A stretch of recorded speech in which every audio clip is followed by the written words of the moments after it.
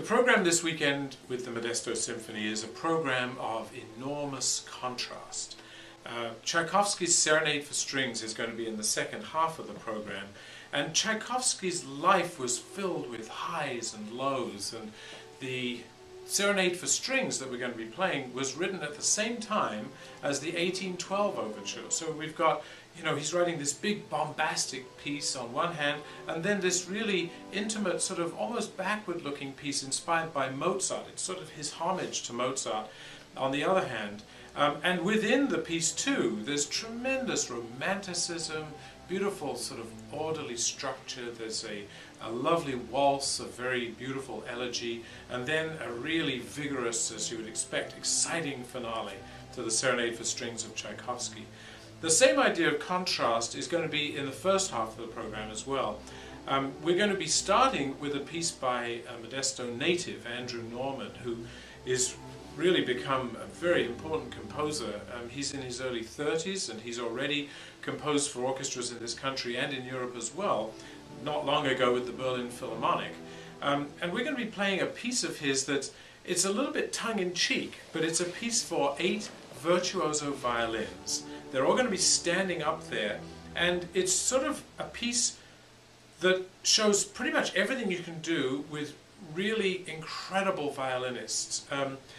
The piece is inspired by the idea that the motor car and the speed, this was in the 1930s, that they could achieve is a thing of beauty.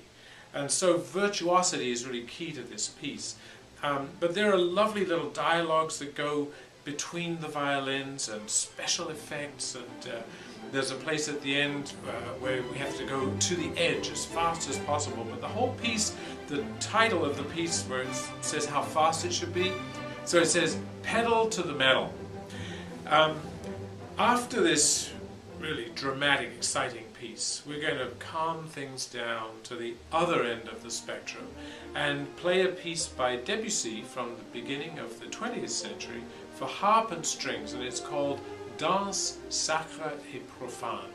And that means sacred and profane dances, but the profane doesn't mean in a sort of worldly, licentious sense. It actually is connecting us to the idea of nature and a sort of groundwork of existence. But it's these 2 beautiful pieces for harp and strings that are both they're sort of a slow waltz, very meditative. If you know Satie's Gymnopédie, then you might enjoy these pieces. And then the last piece on the first half of the program is the clarinet concerto of Copland. And this piece is a really interesting piece of contrast too. It's 2 movements. The first part has got this wonderful sort of American pastoral feel that we associate with some of Copland's music from the 1930s. And then there's a cadenza that sort of twists the music from this pastoral feel to a jazzy kind of style. And it makes sense because this piece was actually commissioned by Benny Goodman. And the second movement of the concerto is a really exciting, fast, jazzy movement that shows off so many things that the clarinet can do, perhaps that hadn't really been heard in a classical concerto before, and also textures from the strings that are really quite startling and exciting and innovative, including some places that sound like a walking bass with a slap on it, and swing rhythms that we would have expected from Benny Goodman. So many contrasts in this piece, exciting contemporary music, and then some really wonderful romantic music that will make us all feel inspired after a very exciting, hopefully beautiful Valentine's Day.